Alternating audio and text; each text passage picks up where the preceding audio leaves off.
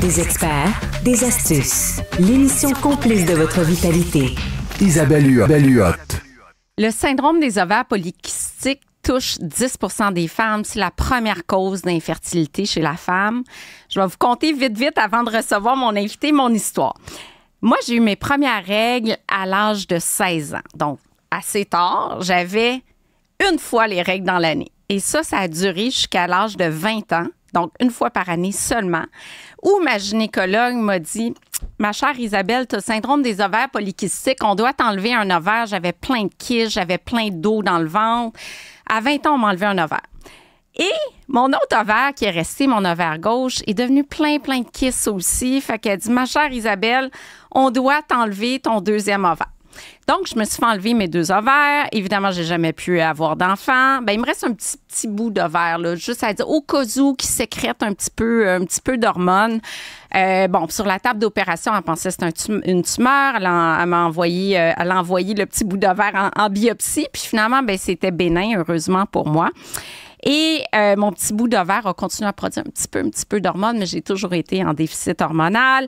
Pré-diabète, donc moi, j'avais une glycémie très élevée, j'avais un cholestérol élevé, un gain de poids au niveau abdominal. Tout le monde dit « Ah, t'es-tu enceinte? » Tu sais, genre, mes chroniques à salle bonjour, Stéphanie Villeneuve est là. Écoute, j'avais une belle robe, là, puis quelqu'un dit, genre, j'avais 42 ans, puis « Ah! » Isabelle, t'es enceinte. Oui. Mais c'est ça. Plus de gras au niveau du ventre.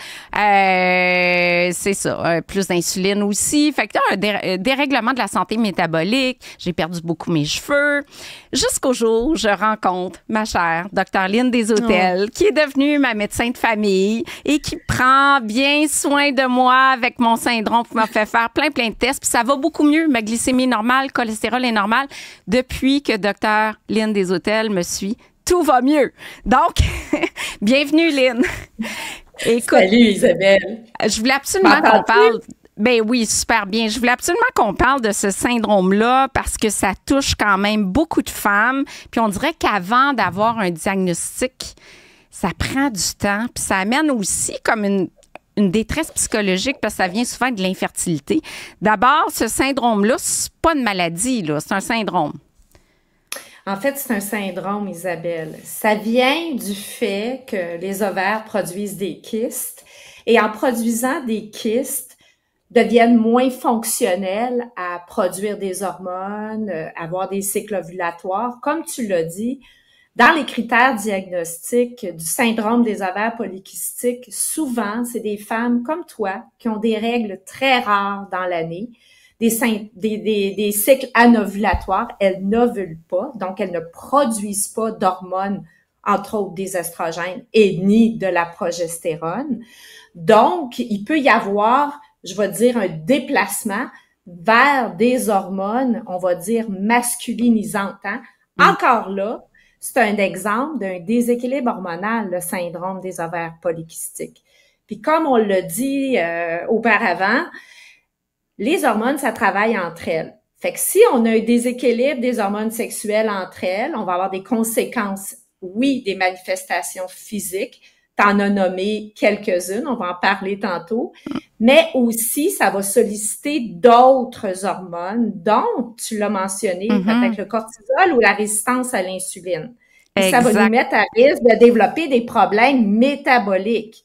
Oui. Alors, dans l'évolution du syndrome des ovaires polykystiques, il y a souvent des enjeux autant d'un syndrome métabolique qui touche l'équilibre du cholestérol, des triglycérides, la résistance à l'insuline, le développement aussi du diabète.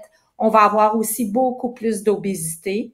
D'ailleurs, la prévalence du syndrome des ovaires polykystiques, elle est de 14% chez les femmes qui ont un IMC au-dessus de 30 et seulement de 4% chez les femmes qui ont un IMC en bas de 25.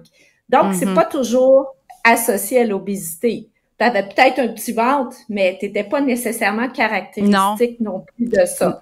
Non, puis tu dis, dans les manifestations, Dr. Deshôtels, là, on parle, problème de fertilité, conséquences métaboliques, résistance à l'insuline, des poils, plus de poils. Bon.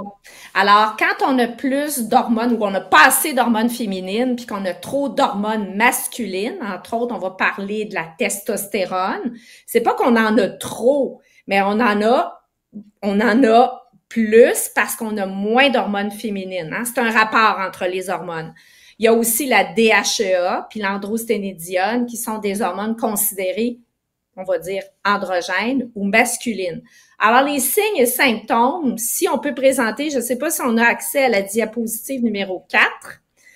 La diapositive numéro 4, on montrait la pilosité, le poil qui pousse dans des endroits où on n'en veut pas, mais on en perd au niveau du cuir chevelu. Hein, l'alopécie, là, on devient clairsemé. Et on a aussi possibilité d'avoir plus d'acné au niveau de la peau. Tu vois, l'hyperandrogénisme dans le schéma, on montre aussi d'autres signes, la configuration physique. Alors, les signes et symptômes des règles très irrégulières, presque absentes, c'est-à-dire en bas de 8 cycles par année ou un cycle de 90 jours et plus. On va avoir naturellement des problèmes de fertilité, comme tu l'as dit.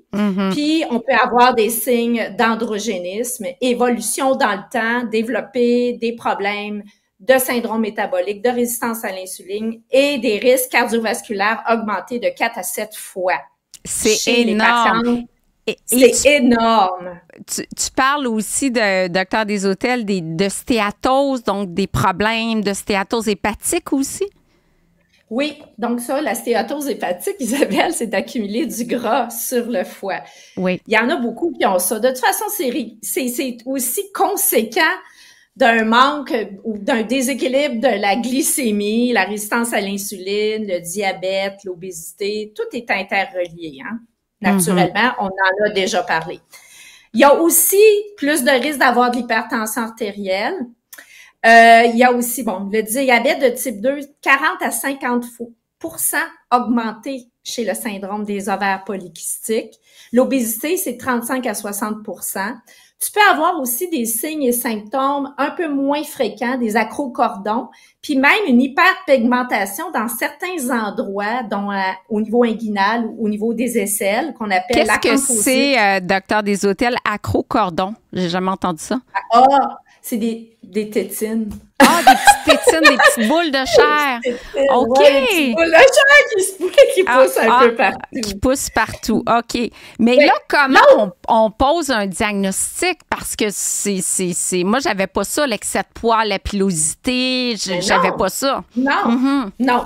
Alors, il faut mesurer quand même les hormones. Quand il y a une façon de faire. Premièrement, on en voit souvent, quand on pense à un diagnostic de syndrome des ovaires polykystiques, quand les caractéristiques physiques ou phénotypiques sont là, on va envoyer faire une échographie. Fait que là, il y a des critères radiologiques où il y a le nombre de kystes sur les ovaires, la maturation aussi des follicules qui est pas là, hein, la production d'un follicule pour ovuler, faire des hormones aussi. Alors, il y a 10% des causes qui sont génétiques, c'est dû à une augmentation de l'AMH, qui est une hormone, OK, qui va inhiber les hormones qui provoquent l'ovulation. Il va avoir aussi plusieurs enzymes, les cytokines inflammatoires, donc tout le polymorphisme ou l'épigénétique, hein, habitudes de vie, lifestyle, et les facteurs environnementaux qui sont des perturbateurs endocriniens. Fait qu'on fait l'échographie, on dose les hormones dans la première phase du cycle menstruel, quand on en a, hein, naturellement, tu menstruais une fois par année. Fait qu'il faut regarder le déséquilibre hormonaux. On va mesurer nos estrogènes. Ils sont pas très valables parce qu'on mesure ça dans la phase folliculaire, quand les follicules se font, puis c'est là que ça se passe. Il y a un manque au niveau de la fabrication des hormones et des follicules, hein, et c'est ce qui provoque un manque de production d'hormones féminines comme les estrogènes et de la progestérone. Alors, la testostérone, on doit la mesurer, les hormones androgènes, et on doit aussi mesurer la progestérone si on a un cycle menstruel 7 jours avant les menstruations, mais c'est souvent pas le cas, donc ça devient plus difficile. Donc, il faut absolument consulter parce que ça vient aussi, bon, quand je parlais des conséquences psychologiques, mais est-ce que l'ovariectomie, se faire enlever les ovaires comme moi j'ai eu, c'était ça la bonne solution? Est-ce qu'il y aurait eu d'autres traitements que j'aurais pu avoir puis conserver mes ovaires? Puis est-ce que ça aurait été plus intéressant, notamment pour ma santé osseuse, par exemple? Probablement, Isabelle. Tu sais, je pense qu'il y a des choses qu'on peut faire. Peut-être qu'on les savait pas à l'époque, puis on comprend mieux la physiopathologie aujourd'hui du déséquilibre hormonal, hein, ne serait-ce que par rapport à la périménopause, la ménopause, puis 20 ans d'études, de comprendre tout cet équilibre-là ou ce déséquilibre-là. Alors, il faut aussi éliminer d'autres causes, Isabelle. Je m'excuse, je reviens un petit peu là-dessus, parce qu'il y a d'autres déséquilibres hormonaux qui peuvent avoir des conséquences. Le syndrome de Cushing. Il y a aussi une condition qui s'appelle l'hyperplasie surrénale des congénitales, où il y a une production de 17-hydroxyprogestérone qui va perturber le cycle ovarien ou le cycle de production des hormones. L'hyperprolactinémie, c'est pas rare, hein? La production d'une hormone qui s'appelle la prolactine. Hein? On a des tumeurs des fois qui peuvent produire plus de prolactine, l'hormone de l'allaitement, puis qui va venir bousiller toute cette production hormonale cyclique que sont nos cycles menstruels. Puis il y a des tumeurs virilisantes qui produisent des hormones androgéniques. Donc, il faut quand même regarder l'ensemble de l'œuvre puis essayer de faire un diagnostic différentiel. Oui, il y a des traitements. On peut donner des anovulants.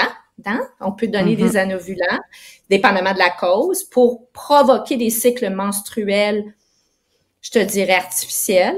Des hormones bioidentiques peuvent être données. On peut provoquer l'ovulation en donnant le létrozole. Alors, si on provoque l'ovulation en donnant le létrozole, hein, ça fait partie un petit peu de la chimiothérapie en cancer du sein. On provoque la production d'FSH pour stimuler l'ovulation.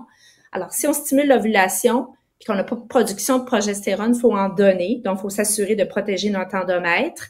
On peut avoir aussi la metformine. Comme il y a de la résistance à l'insuline, le metformin, c'est un médicament qu'on donne pour traiter la résistance à l'insuline et le diabète de type 2.